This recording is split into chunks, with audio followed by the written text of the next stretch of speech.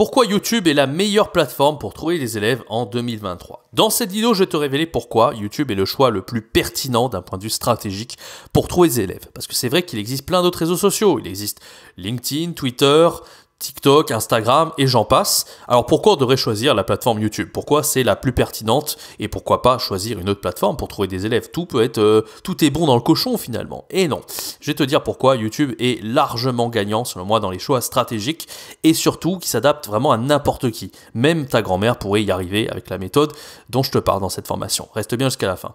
Avant, je voudrais te rappeler qu'il reste plus que moins de 48 heures pour te procurer de la formation YouTube de A à Z. Vraiment, c'est le moment ou jamais. Tu as 300 € offerts pour cette formation pour devenir prof de feu sur YouTube et vivre de ta chaîne sur le long terme pour avoir des élèves en automatique via le système que je t'enseigne dans cette formation. Si tu es intéressé, tu as toujours ces 300 € offerts jusqu'au 14 octobre à 23h59. Profites-en, c'est le premier lien dans la description.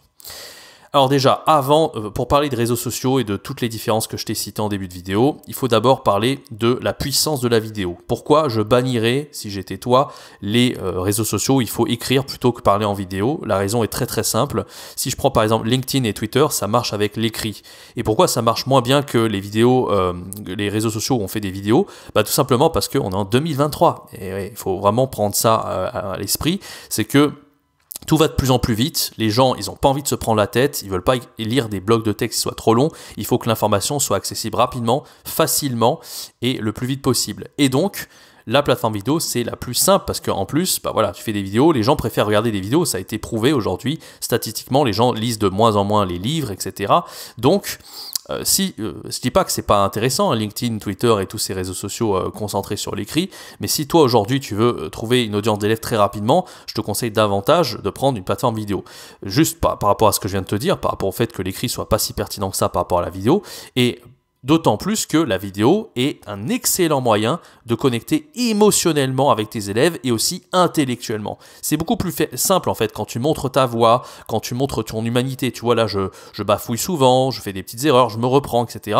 Bah, c'est plus simple que les gens puissent te connaître comme ça. Ils vont connaître non seulement plus ta personnalité, qui tu es en tant que personne, et en plus ils vont recevoir des conseils. Donc tu vas pouvoir connecter émotionnellement et intellectuellement. Et ça, tu peux pas le faire par écrit. Par écrit, tu peux pas montrer qui tu es. Enfin, on peut voir dans ton style d'écriture, dans les mots que tu choisis, etc. Mais on n'arrivera pas vraiment à voir ta personnalité, entendre le son de ta voix, etc. Et ça, c'est très important pour tes élèves. Voilà pourquoi la vidéo est beaucoup plus pertinente que l'écrit par rapport à ça. Ensuite, le deuxième point, pourquoi choisir YouTube par rapport à Instagram et TikTok? Bah, la réponse est aussi assez simple, c'est que Instagram et TikTok, ce sont des réseaux sociaux, selon moi, qui sont très très jeunes. Qu'est-ce que ça veut dire? Ça veut dire qu'en fait, la plupart des gens qui sont à l'aise pour créer du contenu, ce sont les très jeunes en moyenne. Alors, une étude qui a été faite, que la moyenne d'âge sur ces réseaux sociaux, surtout, alors TikTok, la moyenne d'âge est extrêmement jeune, hein, c'est vraiment beaucoup d'adolescents. Instagram, c'est un petit peu plus âgé, mais les gens qui créent du contenu sont très jeunes, ils ont 25 ans. Bon, dans cette chaîne YouTube, vous avez en moyenne entre 25 et 35 ans, et vous êtes davantage de femmes d'ailleurs.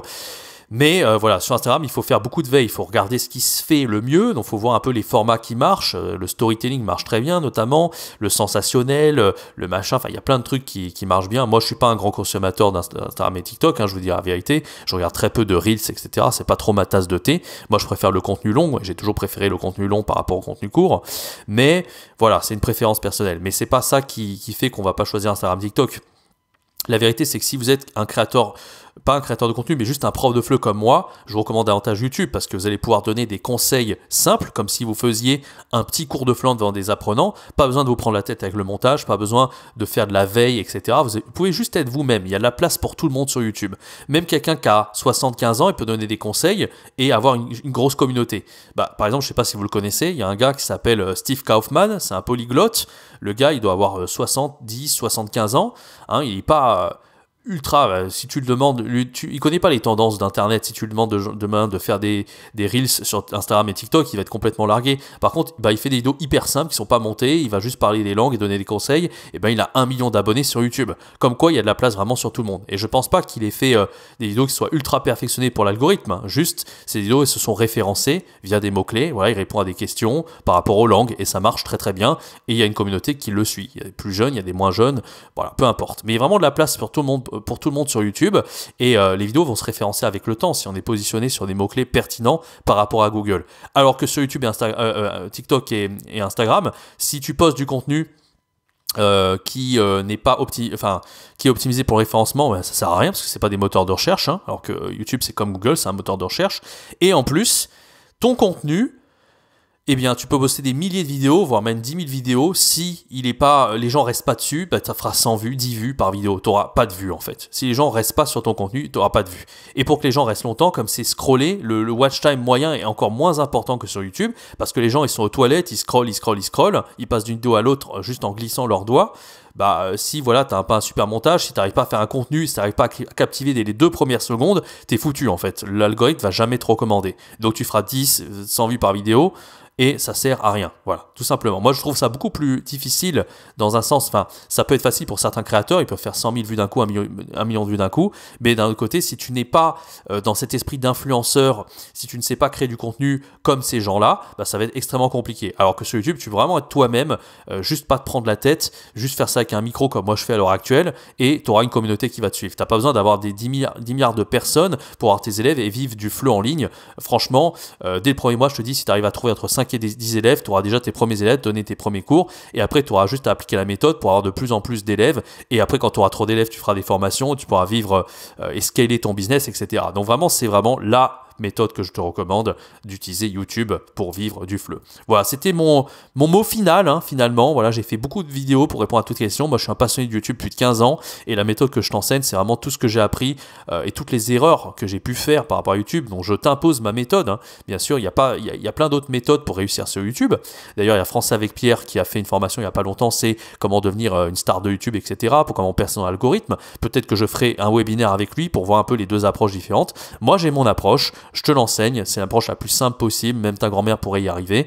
D'ailleurs, j'ai les premiers retours de profs de FLE qui adorent la formation, ça fait très plaisir, notamment William qui m'a dit que bah voilà, il a commencé à mettre tout en place et il était extrêmement content. En 24 heures, il a déjà fini la formation, donc ça fait extrêmement plaisir. Et si toi tu veux faire partie de ces profs qui décollent par YouTube et vraiment vivre de ta passion comme nomade digital de FLE, je te conseille de suivre cette formation. C'est une des formations dont je suis le plus fier.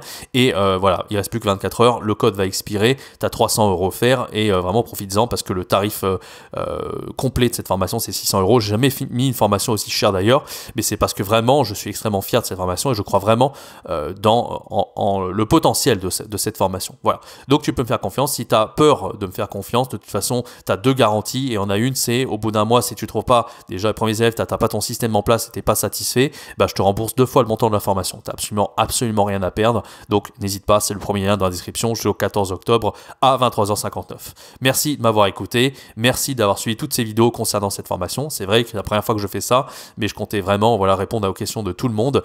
Et moi, je te retrouve dans des vidéos un peu plus généralistes sur l'enseignement du FLE sur cette chaîne. C'était Jérémy. Ciao, bye bye.